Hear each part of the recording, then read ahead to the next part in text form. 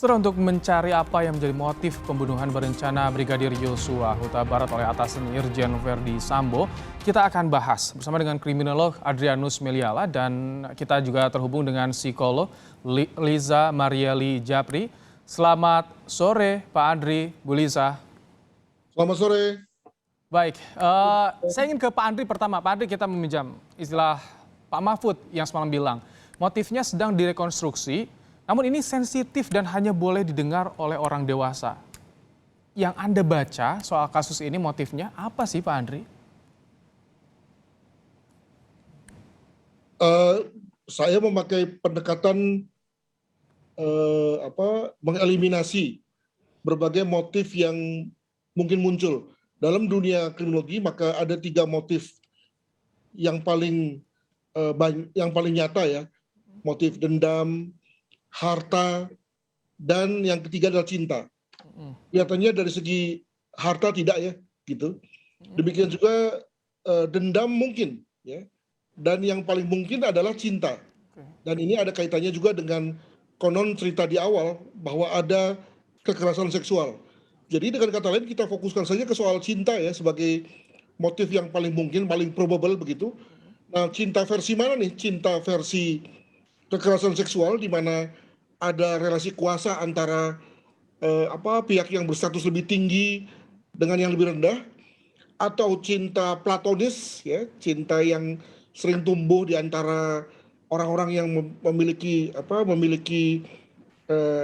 kelamin berbeda begitu, atau yang lain yang kita nggak tahu dalam hal ini. Maka memang apa yang dikatakan oleh Pak Mahfud itu menjadi menarik ya untuk kemudian ditelusuri apa yang sebetulnya dimaksudkan dengan konsumsi orang dewasa itu. Begitu. Tapi kan pertanyaannya nih Pak Andri, kalau misalkan sensitif dan hanya bisa didengar oleh orang dewasa, tiga tadi yang kemungkinan yang Anda sebutkan itu kan sudah lumrah kalau dalam hukum pidana ya Pak Andri. Bukan Motif begitu. asmara Karena misalkan. ini akan kalau saya duga ya akan mengubah mengubah gambaran dari berbagai pihak tentang pihak-pihak yang terlibat begitu. Oh. Jadi kalau misalnya ya Pak Verdi sekarang ini digambarkan sebagai orang yang dalam tanda kutip jahat, dan itulah tampilan yang narasi juga yang kemudian dikatakan sebagai jahat yang bersangkutan. Tapi ketika nanti misalnya motif itu dibuka secara terang-benderang oleh Polri, di mana misalnya Pak Sambo itu sebetulnya bukan penjahatnya misalnya, maka bayangkan kemudian lalu bagaimana ekspektasi orang itu kemudian berantakan ya. Orang yang sudah mencitrakan Pak Sambo sebagai penjahat lalu kemudian terpaksa bahkan mungkin tidak percaya pada temuan polisi ini, dan bahkan lalu mengatakan wah itu nggak benar tuh, polisi yang masuk angin, padahal itulah faktanya. Nah, itulah yang kelihatannya akan terjadi nanti, yakni ketika orang melawan fakta tersebut karena tadi sudah membangun anggapan-anggapan tentang apa yang terjadi terkait dengan motif ini. Begitu. Lawan fakta itu yang dikhawatirkan oleh Pak Andri, tapi yang jadi sorotan nih soal membongkar atau mengungkap dari motif ini, salah satu saksi kuncinya Ibu Putri nih. LPSK bilang kan Bu Putri perlu pengobatan secara psikologi. Bu Lisa, biasanya berapa lama sih untuk kasus seperti ini perlu pemulihan psikisnya, Bu Lisa?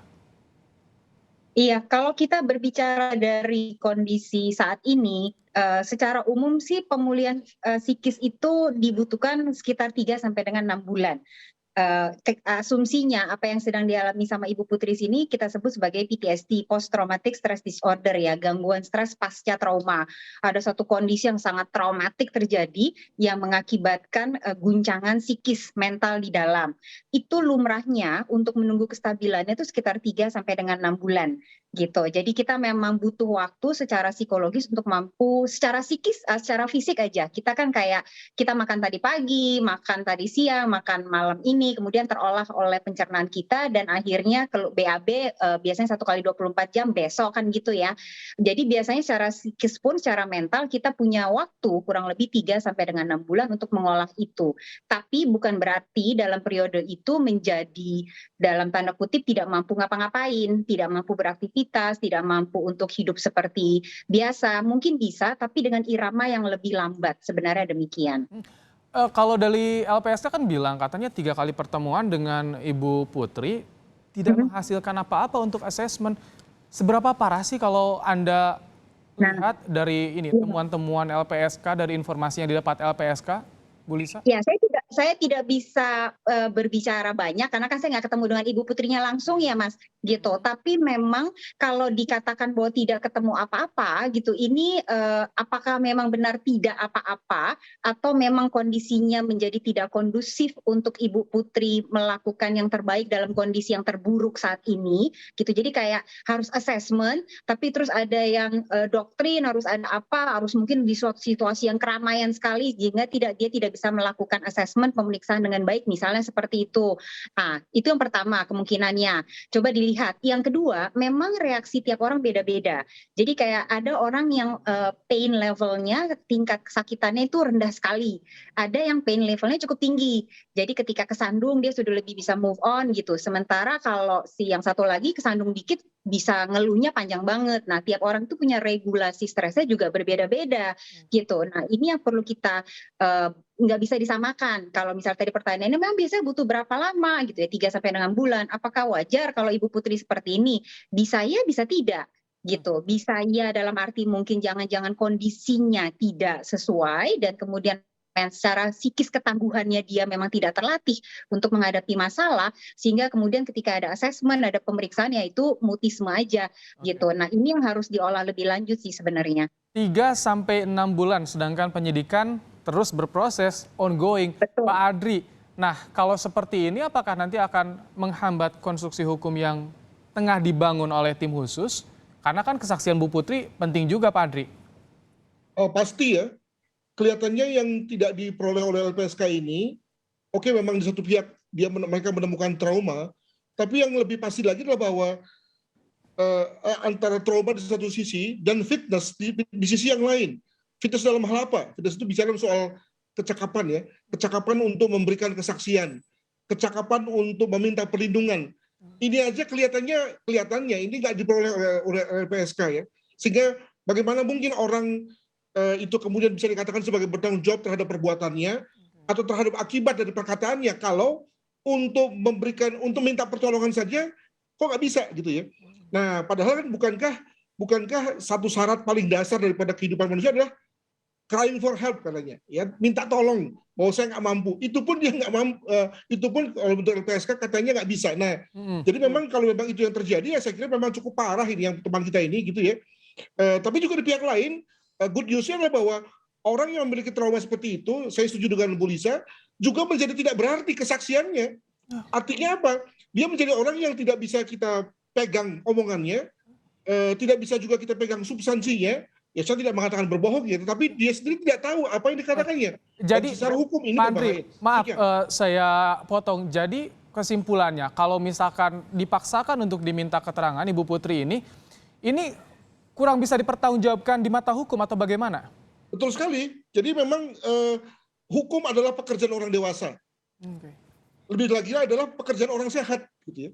Sehat dalam apa? Sehat untuk bisa bersaksi, sehat untuk bisa memberi keterangan, sehat untuk minta perlindungan, bahkan nanti ujung-ujungnya sehat untuk dieksekusi misalnya. Nah, kalau kemudian lalu soal sehat atau soal fitness ini kemudian nggak bisa terpenuhi, menurut saya memang hakim sebaiknya menolak segala keterangan atau kesaksian yang dihasilkan oleh orang-orang yang sakit atau kalau menurut Ibu Lisa sebagai tadi ya PTSD tadi. Demikian.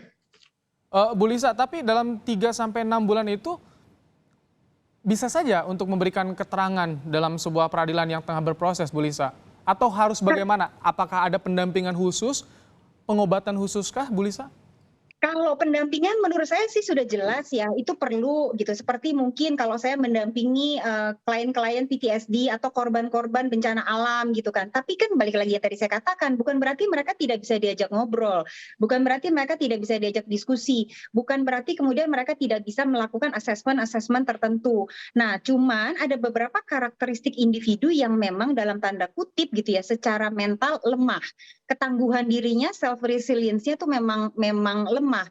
Kenapa bisa sampai ketangguhan diri lemah? Itu karena memang tidak terlatih, yang satu, atau kedua dalam tekanan gitu kan, atau ketiga ada tuntutan-tuntutan ekspektasi tertentu yang mengakibatkan dia juga jadi tidak bisa mengkokohkan dirinya untuk bisa secara mandiri berperilaku, mengatakan, mengungkapkan pikiran dan perasaannya gitu. Jadinya limbung aja dan tidak dapat pijakan itu. Jadi kalau pertanyaan tadi bisa butuh pendampingan, butuh, tapi bukan berarti sesuatu yang tidak bisa dilakukan sebenarnya. Apakah kemudian nanti bisa dipercaya atau tidak, ya itu ranah hukum ya yang untuk menjawab apakah itu bisa dipercaya atau tidak hasil yang didapat dari sepanjang proses pendampingan pemeriksaan tersebut. Baik, Pak Andri, ini kan motif ini masih ditunggu oleh publik.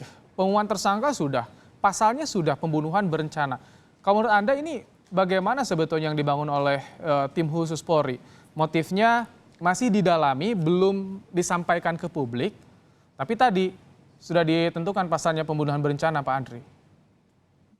Itu kan dua hal berbeda ya, antara motif dan soal perencanaan pembunuhan. Jadi gini, kalau secara kriminologi itu sebetulnya yang disebut sebagai perencanaan adalah bahwa si pelaku itu masih sempat pause, ya berhenti dulu, mikir dulu dia. Ini mau diapain nih barang nih gitu kan. Nah, maka ada motif-motif tertentu yang memang membutuhkan untuk pause itu, ya. Motif dendam itu nggak pakai pause tuh biasanya, langsung aja kan karena emosi ya. Tapi kalau motif harta bisa. Misalnya sebagai contoh ketika orang punya polis asuransi, maka bagusnya nih korban dibunuh apa enggak ya dalam rangka mendapatkan polis asuransinya. Tentu bagus dibunuh misalnya. Nah, demikian juga soal dendam, soal cinta juga begitu. Jadi itu yang kemudian. Tapi seberapa penting sebetulnya peran dari motif ini untuk dalam kasus kriminal, Pak Adri? Pembunuhan berencana misalnya. Yang penting adalah bahwa satu tindak pidana sudah terjadi, unsur ya sudah terpenuhi, maka sebetulnya motif itu lebih kepada yang memberatkan saja. Nah, untuk itu maka betul seperti yang terjadi di mana yang penting bahwa sudah ada unsur terpenuhi pada konteks perbuatan FS. Nah, tanpa kemudian lalu motif diperlihatkan. Tapi kalau boleh kembali ke perbincangan tadi ya mengenai Ibu Putri tadi, maka Bu Lisa mungkin juga bisa kalau nanti misalnya berkesempatan untuk mewawancarai yang bersangkutan, melihat ada nggak kemungkinan malingering pada diri si ibu ini. Artinya kita bicara mengenai bahwa yang bersangkutan mengerti konsekuensi daripada perbuatannya dan ada semacam satu siklus biologis atau Pak Adri, maaf nih ya, karena durasi kita terbatas. Karena durasi kita terbatas, saya ingin singkat kepada Bu Lisa. Dalam hal ini karena diperlukan keterangan Ibu Putri, apa yang harus dilakukan oleh penyidik, Bu Lisa? Yang tadi dikatakan sama Pak Adrianus, mungkin kalau yang belum paham dengan malingering, jadi cenderung untuk ya kalau bahasa gampangnya awamnya mungkin lebay gitu, kemudian membesar-besarkan, kemudian juga agak sedikit dramatik gitu kan ya, seperti itu. Nah, apakah ada kecenderungan itu apa tidak selain kemudian PTSD-nya? Nah, ini banyak sekali sebenarnya faktor yang terlibat yang memang butuh untuk asesmen mendalam, itu sudah jelas. Kita nggak bisa mengatakan orang kolesterol kalau kita nggak ada hasil labnya hitam di atas putih, kan gitu. Oleh karena itu, kalau saran saya sih, memang harus ada pendampingan, di mana pendampingan ini tidak hanya mendampingi, tapi juga memberikan asesmen yang menyeluruh. Asesmen yang menyeluruh itu yang ditunggu, yang harus dilakukan. Terima kasih. Betul. Lisa Maria Lijapri, psikolog, dan juga Adrianus Meliala, kriminolog yang sudah bergabung berbagi pandangan dalam program Kompas Petang hari ini. Terima kasih, sehat selalu.